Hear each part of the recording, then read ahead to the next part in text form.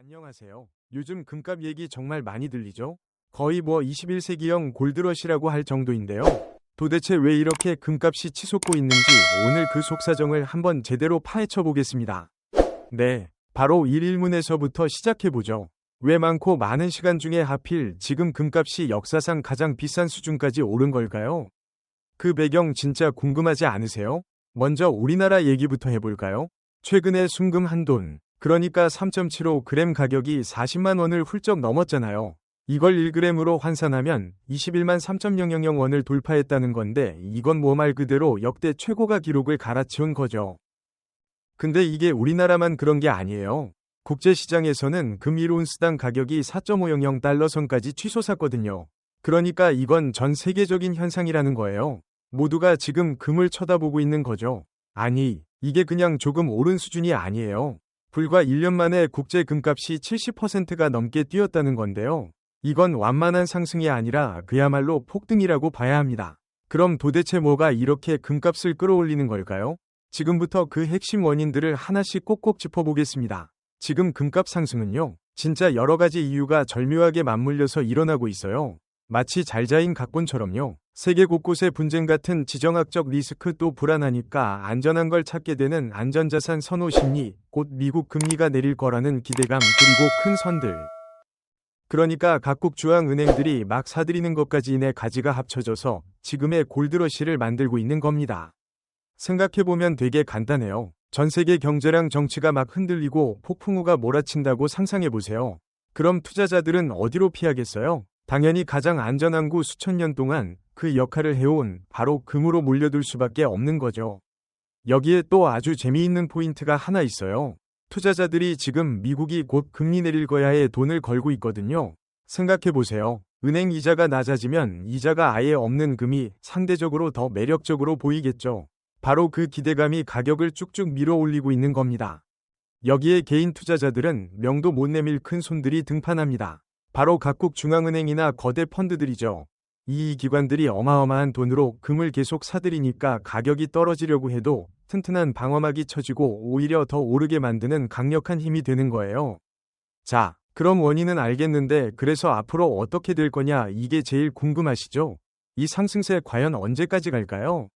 이제 금의 미래를 한번 들여다보겠습니다. 전문가들 의견을 좀 종합해보면요. 기간별로 나눠서 볼 수 있어요. 일단 단기적으로는요. 너무 급하게 올랐으니까 잠깐 숨고르기를 할 수 있다. 그러니까 좀 조정해 올 수도 있다는 거죠. 하지만 좀 더 길게 한 3월에 서 1년 이상을 보면요. 금리 인하 같은 근본적인 이유들이 여전히 살아있기 때문에 결국은 상승 추세가 계속될 거다.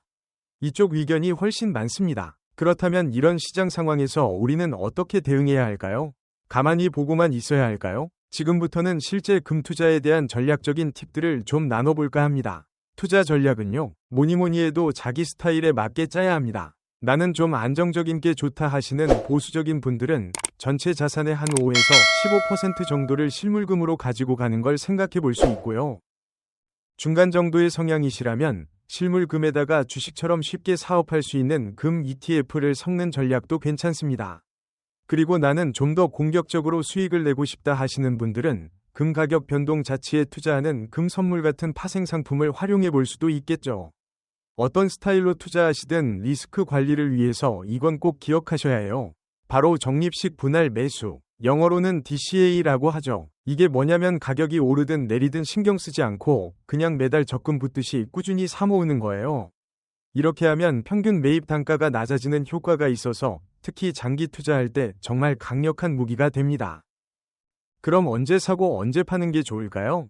사실 정답은 없지만 기본 원칙은 쌀 때 사서 비쌀 때 판다 아니겠어요?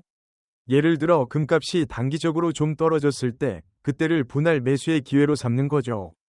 반대로 뉴스에서 온통 금 얘기만 하고 시장이 너무 과열됐다 싶을 땐 일부를 팔아서 수익을 챙기는 전략도 생각해 볼 수 있습니다. 금 투자가 꼭 금융상품만 있는 건 아니죠. 직접 손에 주는 골드바, 실물금을 선호하는 분들도 정말 많으신데요. 근데 이 실물금을 살 때는요, 진짜 꼼꼼하게 따져봐야 할 게 몇 가지 있습니다. 지금부터 그 체크리스트를 하나씩 짚어드릴게요. 실물금 사실 때 이 5가지만은 꼭 기억하세요. 첫째, 판매마처마다 붙는 수수료, 그러니까 프리미엄이 다르거든요. 꼭 비교해 보셔야 하고요. 둘째, 가격에 부가세 10%가 포함된 건지 아닌지 확인해야 나중에 당황하지 않아요. 셋째, 사는 것만 생각하면 안 되죠. 나중에 대할 때 조건, 즉 환매 조건도 미리 체크해야 합니다. 넷째, 순도 99.99%를 99%를 보증하는 보증서는 당연히 필수고요. 마지막으로 이 비싼 걸 사서 어디에 어떻게 안전하게 보관할 건지 그 계획도 미리 세워두셔야 합니다. 다시 한번 강조하지만 금에 몰빵하는 건 정말 위험합니다. 금은 내 전체 자산의 10%에서 한 20% 정도만 담아서 다른 자산의 위험을 분산시키는 역할. 그러니까 포트폴리오를 튼튼하게 만드는 수단으로 활용하는 게 가장 현명한 방법이에요. 오늘 이야기의 핵심을 딱 한 문장으로 정리하면 바로 이겁니다. 금은 대박을 노리는 투기 자산이 아니라 내 소중한 자산을 지켜주는 안전 자산이자 보험이다. 이 본질을 절대로 잊으시면 안 됩니다. 자, 오늘 우리는 지금의 골드러시 현상을 깊숙이 들여다봤습니다. 이제 마지막으로 이 질문을 여러분 스스로에게 한번 던져보시면 좋겠습니다. 이렇게 모든 게 불확실한 시대에 여러분의 재정적인 미래에서 금은 과연 어떤 역할을 해야 할까요? 오늘 이야기가 그 답을 찾는데 조금이나마 도움이 되었기를